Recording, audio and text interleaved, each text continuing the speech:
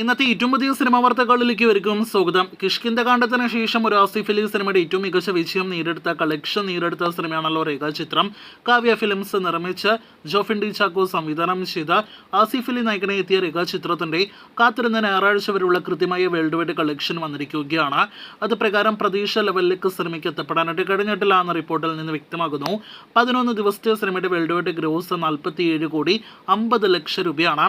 ഇക്കഴിഞ്ഞ ഞായറാഴ്ച അതല്ലെങ്കിൽ ഇന്നലെ തിങ്കളാഴ്ചയോടെ സിനിമയുടെ വേൾഡ് വൈഡ് ഗ്രോസ് 50 കോടി കടന്നിട്ടുണ്ടാകുമെന്നാണ് പ്രതീക്ഷിച്ചത്. എന്നാൽ 50 കോടി ഇന്നലെ വരെ കടന്നിട്ടില്ല എന്ന് ഉറപ്പാക്കപ്പെട്ടിരിക്കുകയാണ്. ഇക്കഴിഞ്ഞ വെള്ളി, ശനി, ഞായർ ദിവസങ്ങളിൽ കേരളത്തിൽ ഡീസന്റ് മികച്ച കളക്ഷൻ എല്ലാം തന്നെ സിനിമ നേടിയെടുത്തെങ്കിലും വിദേശ രാജ്യ കളക്ഷനിലെ പ്രതീക്ഷ ലെവലിലേക്ക് സിനിമയ്ക്ക് ഉയരാൻ കഴിഞ്ഞിട്ടില്ല എന്ന് പുതിയ കളക്ഷൻ നോക്കുമ്പോൾ വ്യക്തമാകുന്നു. അപ്പോൾ ഞായറാഴ്ച വരെ 47,50,00,000 രൂപയായിരുന്നെങ്കിൽ ഇന്നലെ വരെ സിനിമയ്ക്ക് 48,50,00,000 രൂപ വേൾഡ് വൈഡ് ഗ്രോസ് ആണ് പ്രതീക്ഷിക്കുന്നത്. ഇന്നലെ കേരളത്തിൽ 60 ലക്ഷത്തോളം ഗ്രോസ് വന്ന സിനിമയുടെ ആകെ കേരള ഗ്രോസ് 21,60,00,000 മുകളിലേക്ക് എത്തപ്പെട്ടിരിക്കുകയാണ്.